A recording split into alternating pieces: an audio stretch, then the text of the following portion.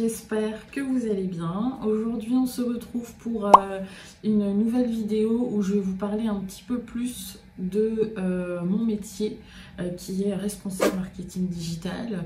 Ce matin, donc là j'ai un point sur notre nomenclature digitale et ensuite dans l'après-midi j'ai un weekly avec un de mes collaborateurs. Je vais avoir une autre réunion à la place qui va se caler normalement, que je dois valider. Le programme d'aujourd'hui, pas si chargé que ça en réunion. En revanche, il y a pas mal de livrables sur lesquels je dois avancer, valider notamment. Quand on a sorti les chiffres, on a analysé une baisse d'activité, alors qu'au final, une partie du chiffre d'affaires était attribuée sur un autre code article. Depuis qu'on a splitté en 3 pour se mettre en conformité, si on a mis cette ligne d'honoraires là-dedans, ben, moi ça me pose un problème parce que pour le coup, voilà, si c'est une analyse à faire, je ne saurais pas dire ce qui correspond à l'offre en question. Je vois budget média, honoraires. En fonction de la granularité, enfin du niveau du filtre que je prends. Si je prends Google Ads, on est bien d'accord que le code article est de toute façon bien attribué au code chapeau, enfin au code produit Google Ads. Donc normalement, je suis censée avoir cette ligne de frais.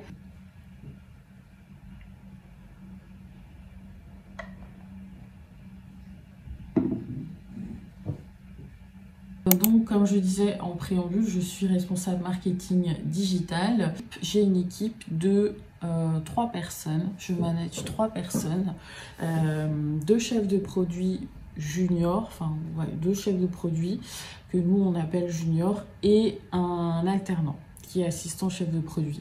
Donc voilà, moi mon métier c'est en fait j'ai plusieurs casquettes. J'ai à la fois du management puisque j'ai une équipe à gérer, une petite équipe. J'ai de la stratégie marketing. Ça consiste en quoi? Ça consiste à définir la feuille de route de l'année suivante, la roadmap, le plan marketing, le plan d'action marketing de l'année suivante.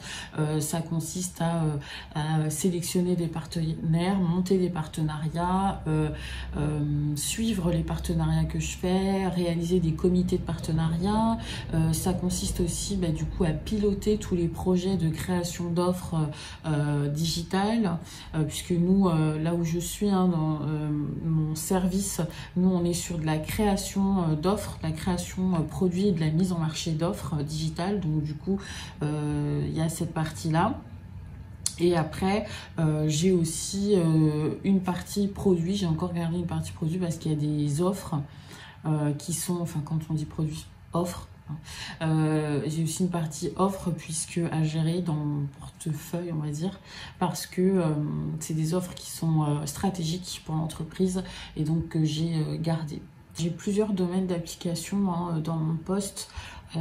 Finalement, j'ai tout ce qui est, comme je le disais tout à l'heure, j'ai de la gestion de partenariat, j'ai du juridique où je vais piloter la rédaction des contrats que l'on mène, que l'on porte et que qu'on négocie avec nos partenaires. Et aussi, j'ai toute la partie expertise produit et marché avec, je vais piloter le travail de mes collaborateurs, de mon équipe sur la partie veille marché, la partie sourcing de partenaires, l'idéation, conception d'une offre, la définition des caractéristiques de l'offre, la définition, la négociation des tarifs de l'offre, tout ce qui est aussi définition des process et du parcours de commercialisation de A à Z, donc de la signature d'un devis jusqu'à la mise en ligne de la campagne de communication. Et ensuite, il y a tout ce qui est construction des outils d'aide à la vente, support, présentation interne, fiches produits, etc. On a aussi, je vais piloter le business plan des offres. On a aussi un aspect très très technique que je pilote avec mes équipes, tout ce qui est modélisation des offres dans notre SI. Ça, c'est une très grosse partie de notre travail où on va finalement définir comment va s'inscrire notre offre dans les SI. Donc, c'est tout ce qui est flux d'interfaçage. Est-ce que ça va être en API? Est-ce que ça va être des notifications envoyées par mail de commandes réalisées? Parce que on doit s'interfacer avec un partenaire pour réaliser des campagnes si on n'a pas la ressource interne. Et donc, du coup, il faut pouvoir gérer tout ce qui est flux de communication de données, et ça et aussi tout ce qui est règles de facturation, règles de gestion, etc. Dans notre SI, dans notre outil qui permet de saisir un devis, de contractualiser finalement. Donc ça, c'est une grosse partie de notre travail. Et puis après, il y a tout ce qui est formation aussi des commerciaux une fois qu'on a lancé l'offre. Donc on fait la mise en marché.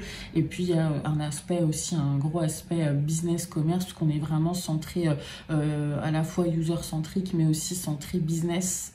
Et du coup... voilà, on est très orienté business, offre, analyse de l'activité, etc. Puisque sur le cycle, on intervient sur tout le cycle de vie d'un produit offre, et du coup à la fois de la partie création, lancement, croissance, maturation et déclin, on a un certain nombre, toutes ces missions qu'on a vont se dispatcher en fonction du cycle de vie d'un produit / offre. Donc voilà, c'est un peu le travail que je fais. Moi, mon quotidien, c'est de piloter mes équipes dans ces tâches au quotidien qui sont quand même, il y a beaucoup de choses à faire, et donc je m'assure que les délais sont respectés, je les accompagne aussi dans certaines tâches, enfin quasiment dans toutes les tâches, puisque nous on a un périmètre qui est très large, hein. On a une quinzaine d'offres et 2 plateformes digitales, donc qu'il faut pouvoir piloter au quotidien, et on crée de plus en plus, on crée des nouvelles offres. N'hésitez pas à me poser des questions si vous voulez avoir plus de détails. J'essaye d'être le plus précise possible, mais voilà, je peux oublier des choses parce que moi ça me parle, mais voilà. Pour terminer, je le disais tout à l'heure, donc il y a cet aspect vraiment managérial, pilotage de mes 3 collaborateurs, et il y a aussi un aspect stratégique, puisque comme je le disais, je travaille aussi sur 2 gros projets. Je pilote 2 gros projets stratégiques pour l'entreprise. Donc là, du coup, j'ai une réunion qui commence dans 5 minutes. Donc, on se dit à tout à l'heure. Bye for now. Oui, parce que dans le contrat, en fait, on précise bien à un moment donné la partie accompagnement, le process d'accompagnement grand compte. Donc, il faut absolument y intégrer les règles qu'on a définies ensemble lors de la dernière réunion. Donc ça, il faut absolument le poser. Alors, j'ai mis quoi comme deadline? Il y a le 25 pour les modifications OAV, et d'ici fin de semaine, si on peut communiquer auprès de ces règles auprès du commerce, soit en flash hebdo notamment, et peut-être faire un mail après à tout le monde, voir avec Laetitia ce qu'elle préfère. Mais est-ce qu'il ne faudrait pas du coup voir avec le service juridique, parce que si c'est des demandes qui viennent de plus en plus, voilà, un DPI de base classique à faire signer par tous les clients. De ce que je comprends, nos CPV ne couvrent pas l'ensemble des points. Comme ça, je vais valider donc les différents documents. Il faut que je prenne le temps de le faire. Les OAV, tu avais pu mettre à jour du coup avec les éléments, c'est-à-dire qu'il faut retirer toute la partie retargeting mobile. Normalement, le produit principal, c'est le display mobile, et donc ça veut dire que ces gens-là, on va les retargeter en DOH, ou c'est l'inverse. Enfin, pour moi, ça devrait être l'inverse, c'est plus logique, mais bon.